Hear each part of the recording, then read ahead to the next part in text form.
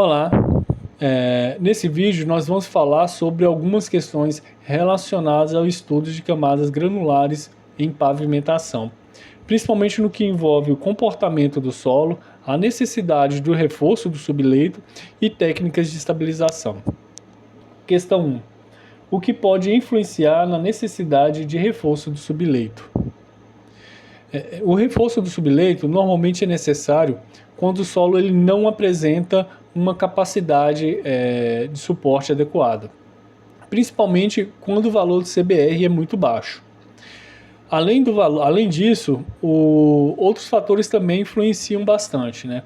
Como o tipo de solo, a presença de umidade e condições de drenagem e até mesmo o nível de tráfego que essa via irá receber. Então, quando esse solo não atende os requisitos mínimos, a gente tem a necessidade de intervir, seja reforçando o subleito ou melhorando o material. E dessa forma, a gente evita problemas futuros como deformações e trinca nesse pavimento. Questão 3. O que envolve o processo de estabilização do solo? Quais são os objetivos e métodos de aplicação? Entrando já na questão da estabilização, basicamente o processo ele consiste em modificar as propriedades do solo para que ele tenha um melhor desempenho na aplicação da obra. O objetivo principal é aumentar a resistência, reduzir deformações, diminuir a influência da água e garantir que esse material fique estável durante todo o seu tempo de uso. Existem diferentes formas de fazer isso. Uma delas é a estabilização granumétrica, que consiste em misturar materiais para melhorar a distribuição dos grãos. Outra é a compactação, que melhora a densidade e a resistência do solo. E também tem a estabilização química, que utiliza materiais como cimento ou cal para melhorar as propriedades do solo. A escolha de algum desses métodos vai depender das características do solo, exigências do projeto. Pode ser utilizado um ou mais do que um, conforme a necessidade. Questão 5. Qual é a relação entre o nível de tráfego e os valores de CBR? Como a estabilização química do solo se relaciona com isso? Um ponto importante é justamente a relação do CBR e o nível de tráfego. De forma geral, quando o volume de tráfego é maior, a capacidade de carga, de suporte que aquele solo vai receber também vai ser maior. Então, em consequência, o CBR também precisa ter um valor maior. Por exemplo, para tráfego baixo, a gente fica com um valor de CBR em torno de 40%. Já é suficiente. Entende? Tráfego baixo, vias com poucos veículos e pouca presença de caminhão. Já para tráfego médio, que são, no caso, um tráfego uma via que tem um tráfego maior, um fluxo maior e uma presença de caminhão já um pouco mais frequente, o valor chega a 60%.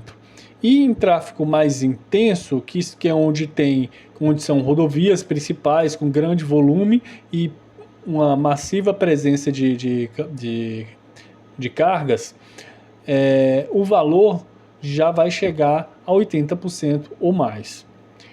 Então, o solo natural não vai atingir a resistência necessária para esses valores, onde a gente utiliza da necessidade da estabilização, principalmente química, que dessa forma a gente vai melhorar o comportamento e atender toda a necessidade do projeto.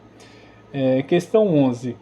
O que é um solo cimento e quais fatores afetam as suas propriedades? Quais materiais são utilizados em sua composição? Dentro das técnicas de estabilizações que a gente já citou na questão anterior,